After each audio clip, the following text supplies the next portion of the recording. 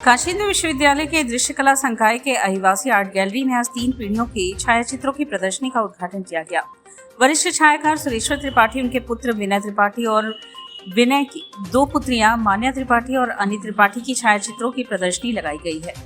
प्रदर्शनी का उद्घाटन अतुलानंद रचना परिषद के सचिव राहुल सिंह के कर कमलों द्वारा किया गया। सुरेश्वर त्रिपाठी की प्रदर्शनी का विषय है बोझ ढोती स्त्रियां। विनय त्रिपाठी के चित्रों का विषय है जीवन और मोक्ष। प्रदर्शनी में कुल 250 से अधिक चित्र प्रदर्शित किए गए हैं। प्रदर्शनी 5 अप्रैल तक चलेगी। दर्शकों के लिए यह प्रदर्शनी सुबह 11 बजे से शाम को 5 बजे तक खुली रहेगी। उद्घाटन के समय शहर के कई कला मनीषी उपस्थित थे, जैसे दृश्य कला संकाय के सुरेश जांजगीर, मनीष अरोड़ा, विजय सिंह, अजय उपासने, ब्रजराज त्रिपाठी, मनीष खत्री, मनोज कर, विनय रावत, अनिरुद्ध पांडे, मस्जिद भास्कर, रविशंकर शुक्ल, अनिल नारायण शर्मा आदि। उद्घाटन के बाद प्रदर्शनी देखने के लिए दर्शकों की भीड़ उमड़ पड़ी। इसमें विश्वविद्यालय परिसर के कला प्रेमी, शहर के गणमान्य लोग और कई विद्यालयों के छात्रों की उपस्थिति उल्लेखनीय थी। कई कला मर्मज्ञों ने बताया कि संभवतः यह देश की प्रथम छायाचित्र प्रदर्शनी है जिसमें 3 पीढ़ियों ने एक साथ अपना योगदान दिया है। मैं जब घूम रहा था तो मैंने देखा कि कहीं भी जा रहा हूँ, किस राजस्थान जा रहा हूँ, हरियाणा जा रहा हूँ, उत्तर प्रदेश, उत्तरांचल, तो जो औरतें जो घर संभालती हैं और जो खेतों में काम करती हैं, जो पानी के लिए राजस्थान में, वो सब आदमी नहीं काम करते हैं। सिर पे केवल औरतें ही बोझ ढोती हैं।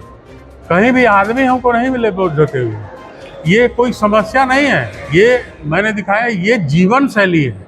हमारे ग्रामीण जीवन की एक समस्या के रूप में मत लीजिए, उसको ग्रामीण जीवन शैली के रूप में लीजिए। यही जीवन है कि वहाँ पे औरतों को कहा जाता है ना, और नारी शक्ति। तो आप जाके देखिए ना, सारी चीज़ें वही कर रही हैं, खेत से लेके खलिहान तक, रेगिस्तान से लेके पहाड़ तक, समुद्र से लेके मैदान तक, हर जगह आपको बोझ ढोती। शहर में नहीं, ग्रामीण क्षेत्र में आपको औरतें ही मिलेंगी। अच्छा शहर है। लोग कहते हैं जहाँ लोग मरने के लिए आते हैं, मतलब खुशी खुशी मरने आते हैं।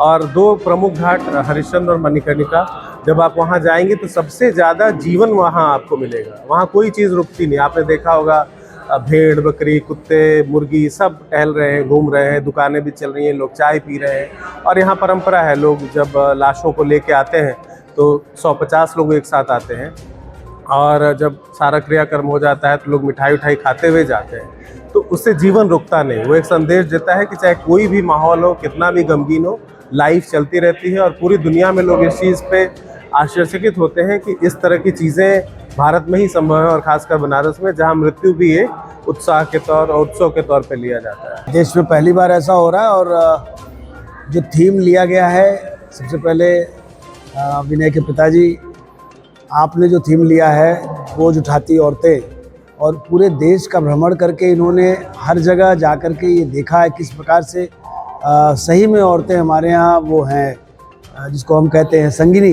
जीवन संगिनी। सही मामले में जीवन संगिनी है। और चाहे पहाड़ हो, चाहे मैदान हो, हर जगह उन्होंने चित्रण किया है। इसका बहुत ही खूबसूरत है।